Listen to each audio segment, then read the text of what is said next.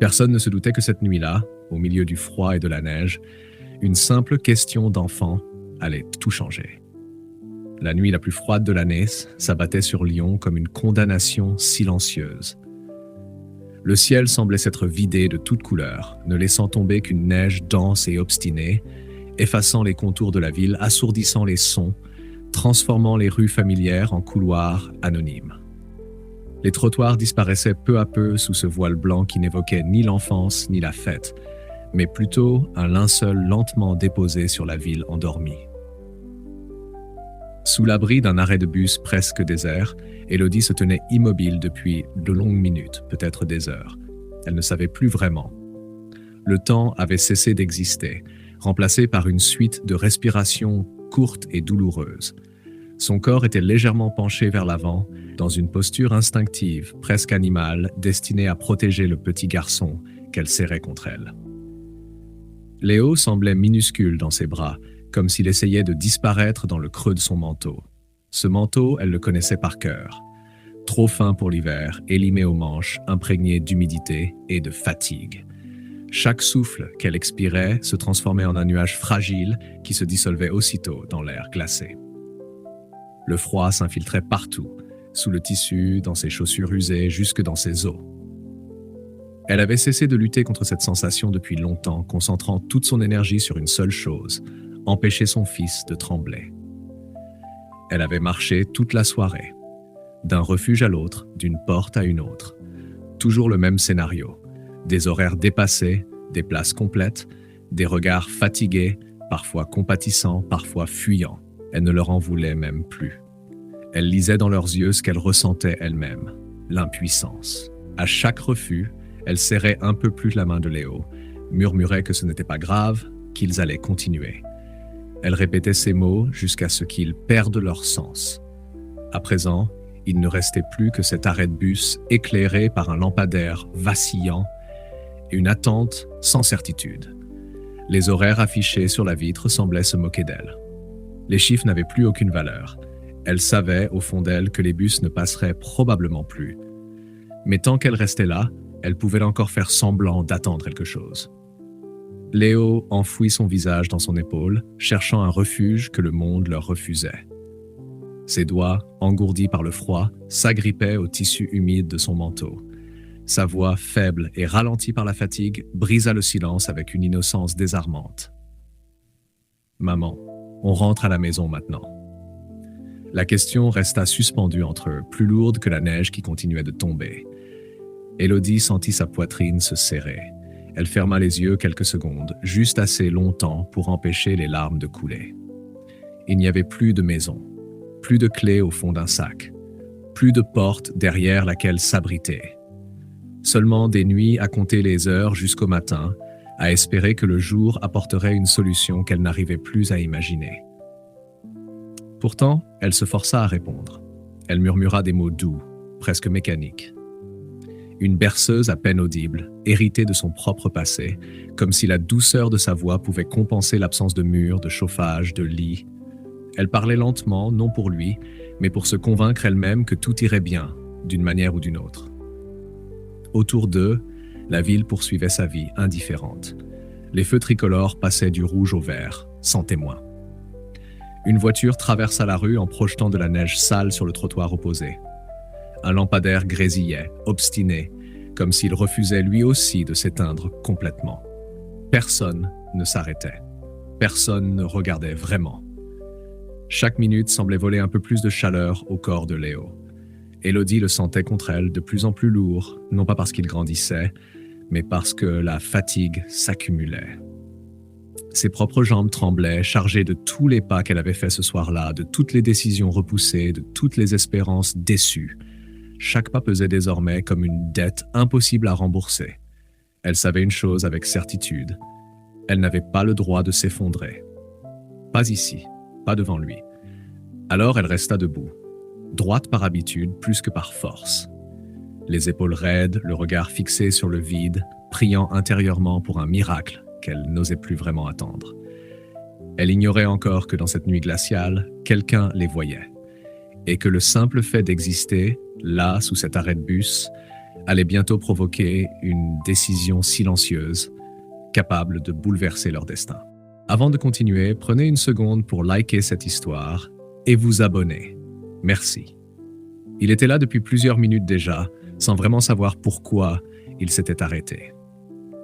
De l'autre côté de la rue, Antoine observait la silhouette figée sous l'arrêt de bus, encore prisonnier de cette hésitation étrange qui précède parfois les décisions importantes. La neige s'accumulait lentement sur ses épaules, sur le col de son long manteau sombre, mais il n'y prêtait presque pas attention. Le froid lui semblait lointain, comme s'il appartenait à un autre monde que celui qui se déroulait devant ses yeux. La nuit avait toujours été son moment le plus difficile. Le jour, il parvenait à se distraire, à remplir le silence par des gestes mécaniques, des trajets inutiles, des pensées superficielles.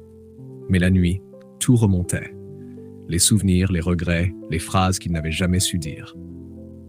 Le calme apparent de la ville devenait assourdissant, et chaque pas résonnait comme un rappel de ce qu'il avait perdu. Autrefois, sa vie lui semblait tracée, un travail stable et respecté, un appartement soigné où chaque objet avait sa place, des projets qui donnaient l'illusion d'un avenir solide. Puis, en quelques mois, tout s'était fissuré. Une perte brutale, irréversible, suivie d'une séparation qui avait laissé derrière elle des pièces trop grandes, trop vides. Depuis, il habitait ces lieux comme un invité de passage, incapable de s'y sentir vraiment chez lui. Ce soir-là, il marchait sans but précis, laissant ses pas décider pour lui. Son regard avait d'abord glissé distraitement sur l'arrêt de bus, comme sur tant d'autres scènes urbaines qu'il croisait chaque nuit. Puis il avait vu l'enfant. Trop immobile, trop silencieux, serré contre cette femme qui semblait se plier sur elle-même pour le protéger du monde entier. Il remarqua alors les détails, le manteau trop fin, la posture crispée, cette manière presque instinctive de faire écran avec son propre corps. C'était pas une demande d'aide affichée, pas un appel évident. C'était plus discret, plus douloureux. Une lutte silencieuse pour tenir encore un peu. Quelque chose se serra en lui. Il reconnut ce courage épuisé, cette façon de continuer malgré tout quand on n'a plus rien à quoi se raccrocher. Il se souvint de ce sentiment d'être responsable d'une vie plus fragile que la sienne, de cette peur constante de ne pas être à la hauteur, de perdre ce qui compte sans pouvoir l'empêcher. La ressemblance n'était pas visible, mais elle était profonde. Il détourna brièvement le regard. Il aurait pu partir, continuer sa route. Personne ne lui aurait reproché ce choix. La ville était pleine de gens pressés, de passants indifférents, et il n'était pas différent d'eux. Pourtant, ses pieds restèrent ancrés au sol. Une pensée s'imposa, simple et brutale. S'il s'éloignait maintenant, il rentrerait chez lui encore plus vide qu'avant. Le vent se leva, soulevant la neige en tourbillons désordonnés. Il inspira profondément, comme pour se donner le courage qu'il ne trouvait plus depuis longtemps. Ce n'était pas de la pitié qui le poussait à agir, ni un élan héroïque, plutôt une nécessité intime, presque égoïste. Le besoin de faire quelque chose qui ait du sens, ne serait-ce qu'un instant. Il traversa la rue. Lorsqu'Élodie aperçut l'homme s'approcher, son corps réagit avant même que son esprit ne comprenne. Elle resserra aussitôt son étreinte autour de Léo, comme si ce geste pouvait le rendre invisible. Ses épaules se tendirent, ses pieds reculèrent d'un pas, cherchant instinctivement une issue. La rue lui avait appris à se méfier de tout, surtout des bonnes intentions inattendues. Avant qu'il n'ouvre la bouche, elle murmura d'une voix précipitée qu'ils attendaient le bus. Les mots sortirent trop vite, presque suppliants, comme une justification inutile mais vitale. Antoine s'arrêta net, conscient de la peur qu'il inspirait sans l'avoir voulu. Il garda ses distances, les épaules légèrement voûtées, les mains bien visibles. Quand il parla, sa voix contrastait avec la dureté de la nuit. Elle était calme, posée, presque douce. Il expliqua simplement que les bus ne passaient probablement plus à cette heure-ci. Puis il se tut. Il ne posa aucune question, n'insista pas. Il laissa le silence reprendre sa place, respectueux. Élodie baissa les yeux. La fatigue, la honte et la peur se mêlaient dans sa poitrine. Elle n'avait plus la force de prétendre que tout allait bien. Léo bougea faiblement contre elle, ses mains glacées cherchant un peu de chaleur. Elle lui murmura quelques mots rassurants, toujours les mêmes, répétés comme une prière.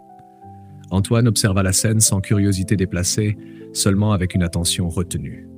Il jeta un regard autour d'eux. La rue presque vide, La neige qui continuait de tomber, puis de l'autre côté, les vitres illuminées d'un petit restaurant encore ouvert. Une lumière chaude, fragile, mais réelle. Après une courte hésitation, il désigna l'endroit d'un geste discret et proposa simplement de s'y réfugier quelques minutes, juste pour se réchauffer. Élodie secoua aussitôt la tête. La fierté dressa un dernier rempart. Elle expliqua qu'elle n'avait pas d'argent, que ce n'était pas possible. Sa voix tremblait, plus de froid que de colère. Sa réponse à lui fut immédiate. Il ne parlait pas de payer, seulement de ne pas rester dehors. Elle resta immobile, déchirée entre la méfiance apprise et l'épuisement qui gagnait. Puis Léo murmura d'une voix à peine audible qu'il avait froid. Ce simple mot suffit à faire s'effondrer ce qu'il restait de résistance. Élodie acquiesça lentement, sans lever les yeux, consciente qu'elle venait de confier ce qu'elle avait de plus précieux à un parfait inconnu, portée par l'espoir fragile que, cette fois, cette décision ne leur coûterait pas tout. Ils traversèrent la rue en silence, leurs pas s'enfonçant dans la neige encore intacte. Élodie gardait Léo serré contre elle, attentive au moindre mouvement, au moindre signe qui pourrait lui faire regretter sa décision. Antoine marchait légèrement en avant, sans se retourner comme pour lui laisser l'espace nécessaire pour changer d'avis jusqu'au dernier instant. La lumière du petit restaurant se rapprochait, chaude et rassurante, contrastant violemment avec l'obscurité glaciale qu'ils laissaient derrière eux. Dès qu'ils franchirent la porte, la chaleur les enveloppa comme un choc presque irréel.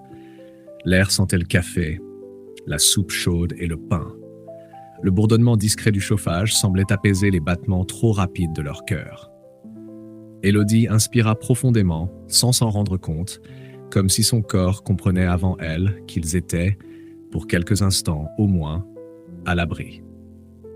Ils s'installèrent dans une banquette près de la fenêtre.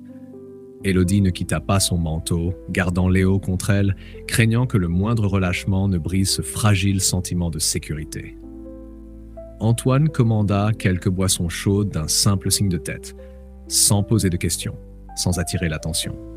Lorsqu'on posa la tasse devant elle, Élodie hésita un instant avant de la saisir. La chaleur lui brûla presque les doigts, une douleur douce, oubliée depuis trop longtemps. Elle murmura un remerciement si faible qu'il se perdit dans le bruit ambiant.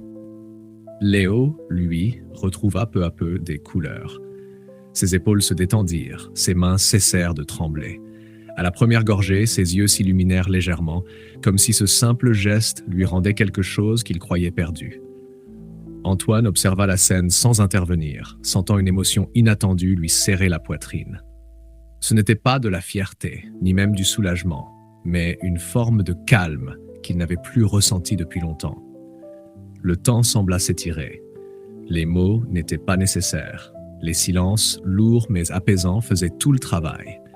Élodie jetait parfois un regard vers l'horloge, consciente que chaque minute écoulée la rapprochait du moment où il faudrait repartir, reprendre la route sans destination. Finalement, elle brisa elle-même ce calme fragile. Elle dit qu'ils devaient partir, qu'ils avaient déjà trop pris. Antoine répondit sans hésiter qu'elle ne lui devait rien.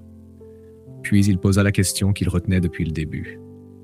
Où irait-il ensuite? Élodie resta silencieuse. Les mots peinaient à sortir comme s'ils étaient trop lourds pour être portés à voix haute. Lorsqu'elle avoua qu'il n'avait nulle part où aller, quelque chose se figea dans l'air. Même les bruits de la cuisine semblèrent s'éloigner. Antoine la regarda longuement, conscient que ce qu'il s'apprêtait à dire ne serait pas anodin. Il parla finalement d'une voix basse, presque chuchotée, en leur proposant un endroit pour cette nuit. Par réflexe, Élodie tenta de refuser. La fierté, la peur, l'habitude de se débrouiller seule. Mais le regard fatigué de son fils, son corps enfin détendu par la chaleur, eurent raison de ses dernières défenses. Elle accepta. Le trajet jusqu'à l'appartement se fit dans un silence respectueux. À l'intérieur, la lumière douce et la simplicité des lieux créèrent une atmosphère presque protectrice. Antoine proposa le lit. Élodie choisit le canapé, serrant Léo contre elle. Pour la première fois depuis longtemps, l'enfant s'endormit sans frissonner, sans se réveiller en sursaut. Antoine resta éveillé, observant la neige tomber derrière la vitre, conscient que cette nuit-là avait changé quelque chose d'irréversible. Les jours suivants ne furent pas un miracle, mais une reconstruction lente et fragile. Les matins s'installèrent timidement, portés par de petits bruits de vie. Le rire encore hésitant de Léo résonnait dans l'appartement.